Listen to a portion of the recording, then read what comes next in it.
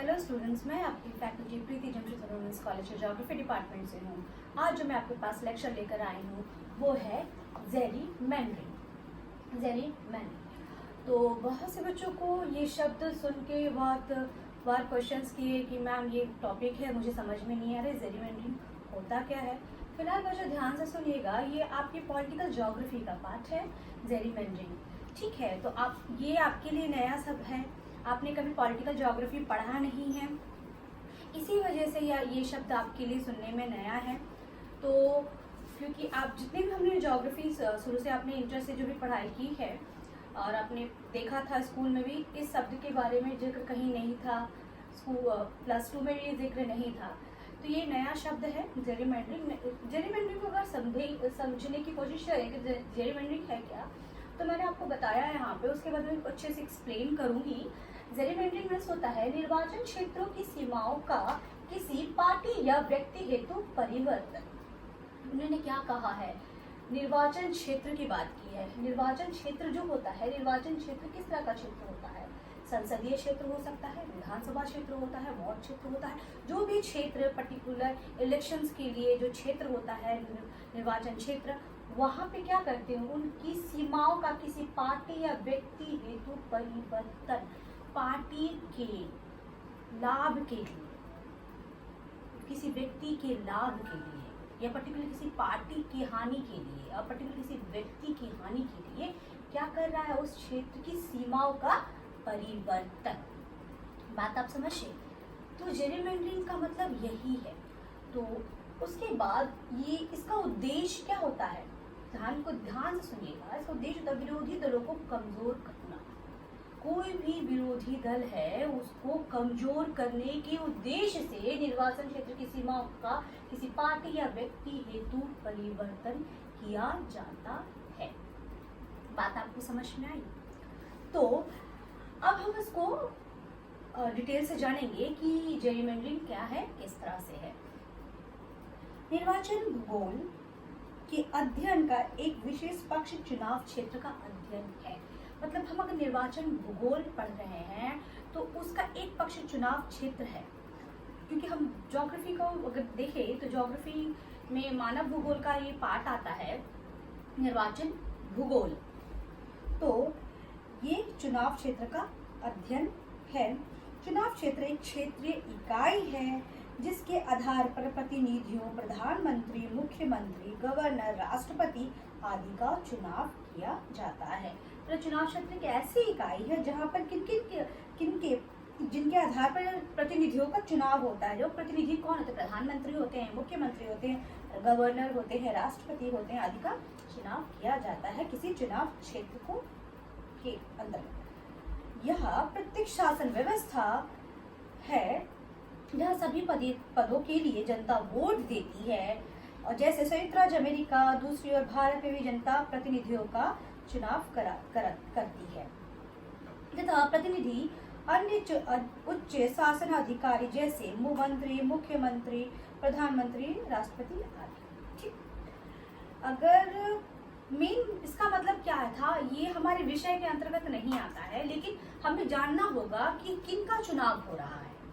जिनका चुनाव हो रहा है वो संसदीय क्षेत्र है, वो चुनाव जो क्षेत्र है, जो संसदीय क्षेत्र, विधानसभा क्षेत्र, जो भी क्षेत्र आते हैं, वो पर्टिकुलर कोई क्षेत्र है, कोई एक इकाई है, कि क्षेत्रीय इकाई है जहाँ पे चुनाव हो रहा है और इनका चुनाव होता है। तो इसलिए हमें इसको जानना होगा।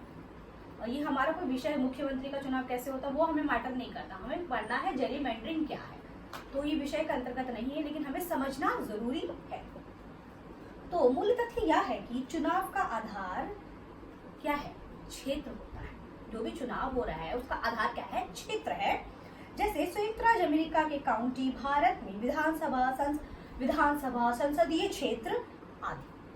तात्पर्य यह है कि निर्वाचन हेतु राज्य को निर्वाचन क्षेत्र, वार्ड, जिले या उनके अनुरूप अन्य में विभक्त किया जाता है। किसी राज्य को, हमको राज्य में चुनाव कराना है तो निर्वाचन क्षेत्र के आधार पर किसी वार्ड, जिले के या उनके अनुरूप जो भी जिससे हम विभक्त करते हैं, पर्टिकुलर क्षेत्र को विभक्त कर रहे हैं। इन क्षेत्रों की भौगोलिक प्रकृति एक महत्वपूर्ण तथ्य है जिसका अध्ययन आवश्यक है। बात समझ, भौगोलिक क्या बताया, प्रकृति, महत्वपूर्ण है, जिसी का अध्ययन हमें करना है। तो राजनीति भूगोल में निर्वाचन क्षेत्रों के संबंधित एक प्रमुख तथ्य है जेरीमैंडरिंग। ध्यान रखिए, निर्वाचन क्षेत्रों के संबंध में है। क्या शब्द का अर्थ क्या है? शब्द है, तथ्य है जेरीमैंडरिंग, जिसका अर्थ ही है निर्वाचन क्षेत्रों की सीमाओं का किसी पार्टी या व्यक्ति हेतु परिवर्तन। मैंने आपको समझाया ही है। इस शब्द का प्रयोग अमेरिका के मैसाचुसेट्स राज्य के गवर्नर एल्ब्रिज गेरी के साथ संयुक्त है, मतलब जुड़ा हुआ है। इस शब्द का जो हमने शब्द बताया, इसका प्रयोग जिन्होंने 1812 में अपनी पार्टी के पक्ष के निर्वाचन क्षेत्रों की सीमाओं को विशेष रूप से परिवर्तित किया। क्या किया उन्होंने? उस गवर्नर ने क्या किया? जो गवर्नर थे एल्ब्रिज गेरी ने, उन्होंने अपने पार्टी के पक्ष में निर्वाचन क्षेत्र की सीमाओं में विशेष रूप से क्या कर दिया? परिवर्तन कर दिया, जिसकी आवश्यकता नहीं थी, तथा उसका एकमात्र उद्देश्य विरोधी दलों को कमजोर करना था। उन्होंने विरोधी दल को कमजोर करने के लिए अपने पार्टी के पक्ष में पर्टिकुलर निर्वाचन क्षेत्र की सीमाओं में परिवर्तन किया। इसके पश्चात ही इस शब्दावली का प्रयोग होने लगा और आज तक विश्व के अनेक शासनशील दल इसका प्रयोग अपने लाभ हेतु कर चुके हैं। अब आपको बात समझ में आई जेरीमैंडरिंग क्या है? जेरीमैंडरिंग के संबंध में कॉल शॉर ने अपने पत्र जो ज्योग्राफी एंड द जेरीमैंडर्स में लिखा है कि यह राजनीतिक गाली के लिए अमेरिकन नाम है। मतलब एक तरह से राजनीतिक पार्टी अपने लाभ के लिए गलत तरीके से सीमाओं का परिवर्तन करती है, तो इसे एक तरह के राजनीतिक गाली कहा गया, जो यद्यपि पूर्ण रूप से अमेरिकी नहीं है तथा जिनका प्रचलन विश्व के अनेक स्थानों पर तथा उसको स्वीकार किया जाता है। जरूरी नहीं मतलब अमेरिका में ही नहीं, और भी विश्व के कई स्थानों में इसका प्रयोग किया जाता है। इस प्रक्रिया को अनेक प्रकार से अनेक देशों में किया जाता है। जैसे एक दल के क्षेत्रों को संयुक्त करना, जो पहले 2 या 2 अधिक निर्वाचन क्षेत्रों में विभक्त थे। क्या था कि जो एक पर्टिकुलर जो दल है, उनको जो क्षेत्र है उनको पहले 2 या 2 से अधिक क्षेत्रों में अगर विभक्त था तो उनको क्या कर दिया गया? संयुक्त कर दिया गया। जैसा कि मैसाचुसेट्स में किया गया। इसका दूसरा स्वरूप विरोधी दल के केंद्रों में विभक्तीकरण के रूप में भी किया जाता है, जिससे विरोधी विभक्त हो जाए। अब इसका उपयोग वो भी करते हैं कि केंद्र में जो भी दल है, केंद्रों में जो दल है, विरोधी दल है, उसको विभक्त कर दिया जाए, उसको तोड़ दिया जाए। तो इस स्थिति को भी करके हम क्या करते हैं? चुनाव में अपना लाभ प्राप्त करते हैं। कभी कभी विरोधी क्षेत्र को संयुक्त कर दिया जाता है, जिससे कि वे कुछ क्षेत्र में तो जीत सके तथा सामान्य बहुमत से वंचित रह जाते हैं। और कभी कभी इसके थ्रू क्या करते हैं कि विरोधी जो क्षेत्र है, जो बी क्षेत्र है, उसको क्या करते हैं? संयुक्त कर सकते हैं, लेकिन वो कुछ क्षेत्र में जीत सकेंगे, लेकिन जो सामान्य बहुमत है उससे वो क्या हो जाएंगे? वंचित हो जाएंगे। तो इससे क्या होगा? जो पार्टी जीतना चाहती है, जो अपने लाभ प्राप्त की वजह से ये काम कर रही है, उनका क्या हुआ? वो जीतेगी, और जो विरोध में था वो क्या हो जाएगा? उसको सामान्य बहुमत नहीं मिलेगा, वो हार जाएगी। तो इस तरह से कार्य किया जाता है। मतदान क्षेत्र के निर्धारण में जो विभिन्न प्रकार के पक्षपाती परिवर्तन किए जाते हैं उसे निर्वाचन गाली, इलेक्टोरल अब्यूज कहा जाता है, जिसका आधार पक्षपात युक्त निर्वाचन होता है। मतलब पक्षपात युक्त होता है, इलेक्टोरल बायस्ड होता है। पक्षपात निर्वाचन का मापन एक दल द्वारा विजय की गई सीटों के प्रतिशत तथा उसके पक्ष पे पड़े मत के प्रतिशत के अंतर द्वारा किया जाता है। इसी कारण अल्प पद प्राप्त करने वाला दल भी सत्ता में आ जाता है, क्योंकि बहुमत विभक्त हो जाता है। मैंने बताया बहुमत को विभक्त कर दिया गया, अलग अलग विभक्त किया, और कब अल्पमात्र मत भी होने के बावजूद भी यह जीत जाता है।